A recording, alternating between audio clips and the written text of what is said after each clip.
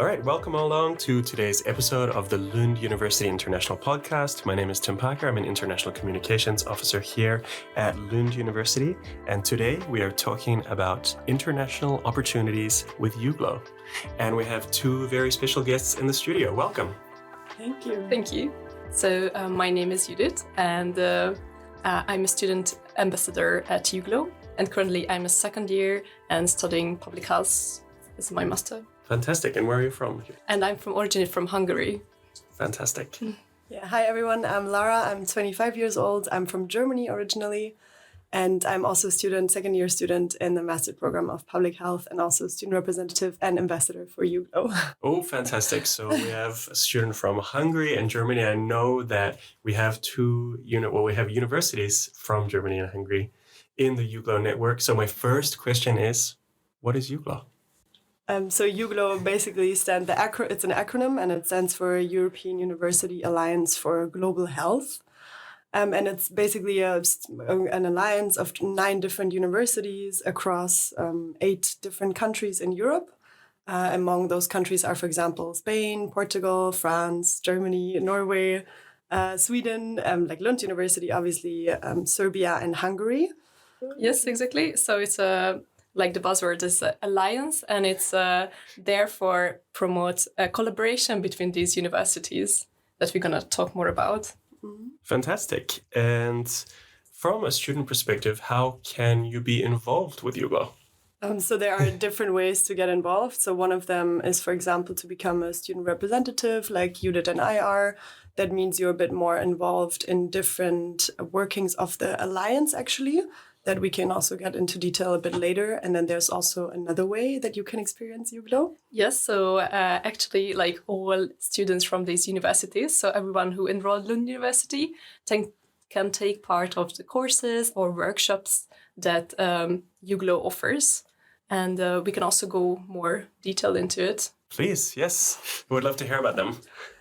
So the activities that you or everyone else can do, basically, is courses that are offered online, for example, or webinars, lectures that EUGLOH offers.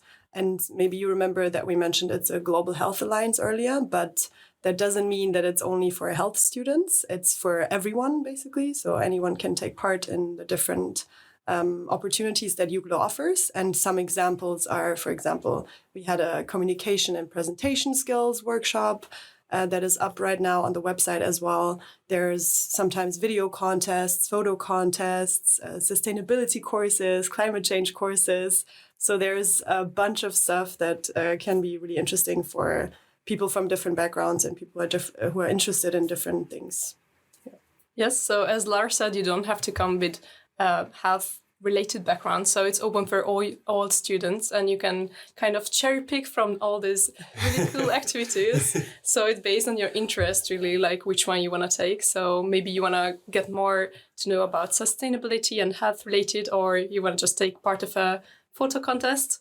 And the cool thing about it is like EU funded, so it's like free to take part of these courses, and also like it depends on really what you're looking for. So there are courses that run for the whole semester, and you get actually also credits for it, which is really cool. Wow. But also there are some that's like an afternoon long or a webinar that's just for a few hours. So it also depends on how flexible you are with your time. And also there are mobility activities. Yes, that's actually the very exciting part about EUGLOH, because you maybe remember all the countries I mentioned in the beginning that the Alliance has contacts to. And Judith and I, we've also traveled to different universities as part of our activity as ambassador or student representative. So, for example, I was in Tromsø in Norway last year for a student road trip. That was really, really fun. And we saw the Northern Lights there. Oh, wow. It was a really nice experience. We were also there to work, of course, and to have some team building activities and some workshops. That was really, really interesting. And then Judith and I went to the European Student Assembly in Strasbourg in France last year. No, this year, actually. Oh, yes, it was still this year, yes. Yes. True. And then we were also in Hamburg this year. Yes, exactly. So I think also like what I would highlight here that I think in general it has a really nice community. So students from the other, also student representatives from other EUGLOH universities are very engaged. So it's really nice to like meet with them and share some ideas or like talk about like how the universities in their country works. So it's also really nice to get all these experiences and like insights about. Yeah. That sounds super, super exciting. I don't know where to start with specific events. Maybe we should talk a little bit more about Tromsø. Oh. What happened there? Yeah. So when I was in Tromsø, it was part of a so-called student road trip. Okay. And that was because I'm a student representative for EUGLOH, and then each university that is part of the alliance got to send a specific amount of students to that university to connect with the local student board there. So with the students that are working for EUGLOH at the university there, we had some workshops, we had some team building activities. And the idea was basically, because Tromsø is a new member of the alliance, so that's why we were sent there kind of to foster these new relationships. And that was amazing. Like I keep seeing the people at other EUGLOH events that I met in Tromsø last year. So I think it was a really, really good idea. And Judit actually did the same thing to Hamburg this year, also a student road trip. Yes, exactly. Because Hamburg University is also like a new member. And it was it was also, we shared like insights how the EUGLOH and the student representatives working in different universities. It was also cool that we had like some campus tours to get to know more about Hamburg, the city itself. Also to get to know some of what I found really interesting, their sustainability courses that they showed what are the different activities that they offer for students. So it was really inspiring to know like what different activities they offer for students. So they have, for example, a mini tiny house, it's called, and they having sustainable projects, and we were planting little raspberry. Yeah. And it was nice to also be engaged in the Hamburg student life. Yeah, I would say. Yeah, that's true. And Hamburg's located only about 4 hours train right away from Lund as well. Exactly. Yes. So it's actually sustainable to travel there. Yeah, that's true. Fantastic. And I have to ask about your trip to Strasbourg as well. Please tell us more. Yes. So we were in Strasbourg end of May, beginning of June this year. And we participated in the European Student Assembly. We had 3 days in the European Parliament. So we were inside the building, working in different panels, it was called, where we drafted policies for different topics. Like I was in the French-German panel, for example, and we drafted policies on fostering the French-German relationships, for example, within our group. And we had like 2 group leaders who kind of took the lead in helping us draft and write these policies. And then in the end, we even voted on all of the policies that the different panels worked on. So it was really, really cool experience, actually. Wow, that's amazing. And I mean, my next question was going to be, what does it mean to be a student representative? But we've already covered some of the activities which you've been doing. But is there anything else you'd like to add there as well? Yes. Yeah. So also being a student representative, there are different working packages within EUGLOH. For example, mine is transversal skills and lifelong learning. And there are students who jump on this project or this working package for these 9 different universities. And it's like collaboration between students and also the university staff. So because it's important to get student perspective on the different projects. So that's why we are there, to get involved and then have an impact on the different projects. So we formulated together with the university staff. Fantastic. Yeah, exactly. I work for Work Package 5, for example, which is campus life. And it's basically, as Judith said, we discuss the activity proposals, or I discuss, for example, together with the staff from Lund University. So they get my input as student representative to represent the students' opinions. And then we work things out like this. And actually, another part of being student representative is that you are representing Lund University students as well. And that means that you are also part of social activities that we organize here at Lund University, for example, which will take place in person, such as, I don't know, board game nights or any type of social activity you can imagine. Or having a Swedish fika that you Exactly. might gonna get no more. If you sign up as a student representative. And then Judit and I will be organizing those things, for example. So we hope to see you there soon. Nice. And also, like, one more thing that I would add on it, that is like one thing that I really like, that being a student representative, that I have this like kind of network in Lund University with the other student representatives, but also in between the different like other universities. So it's like a great way to also reach out. If, for example, we know someone who's gonna go from Lund University to Paris-Saclay, and it's nice that we can also reach out and ask about the university life there. Fantastic. And now I'm really curious to know which students are actually eligible to participate in a EUGLOH activity or course or in any aspect of EUGLOH. So I would say anyone, literally anyone who's a student at Lund University can participate. We also had this question coming up if you have to be an EU citizen to participate, but you don't have to be, you just have to be enrolled at Lund University. And then you can become a student representative if you want to be involved a little bit more within the alliance itself. Or you decide to check out the EUGLOH website, for example, and see what courses and webinars and the things we talked about earlier, what they offer. And then you can just jump on that and see what is interesting to you and join that, for example. So the good thing that you don't have to be actually a student representative. You can also just decide to take a course, a webinar, anything that you're interested in. Yeah. Exactly. And again, to mention, like, nothing is mandatory and everything is for free.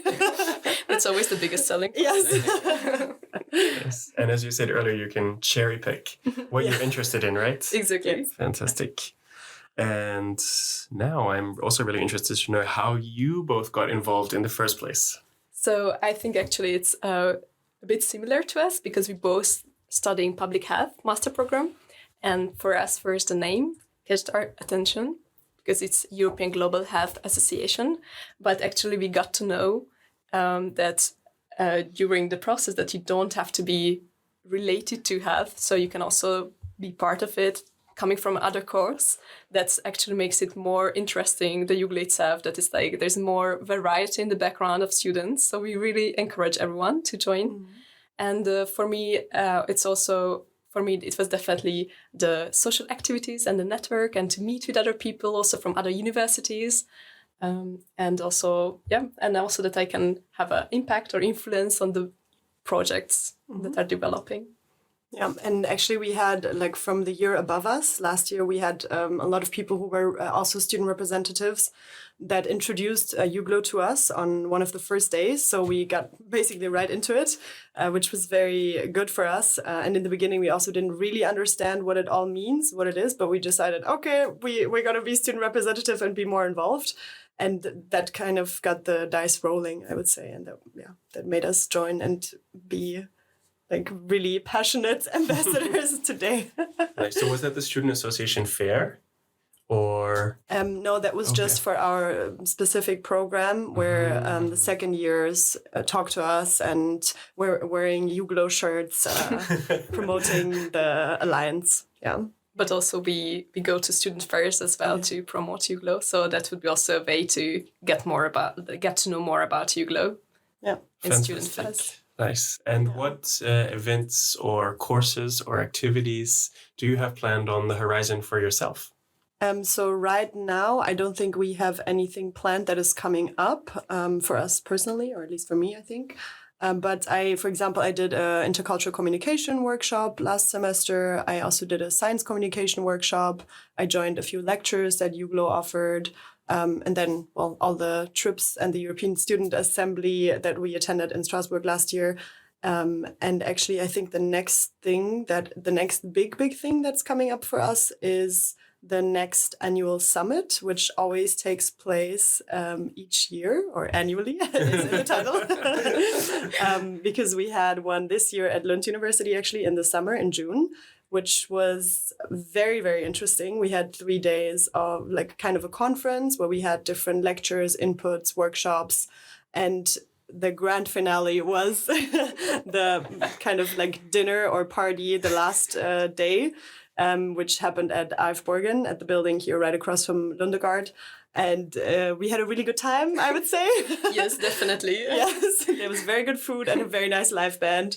So that's also one of the positive aspects of being a student representative, being involved in EUGLOH. And so the next annual summit is actually in Szeged. Yes, in Hungary. Okay. Yes. How nice for you. And it's like, I think it's so cool also like to get to know all the people who are behind EUGLOH, because many of the activities are taking place online, or the meetings between the work packages. And it's like so fun to actually meet and also to, yes, have a dinner and dance to a jazz concerts together other than working and doing the...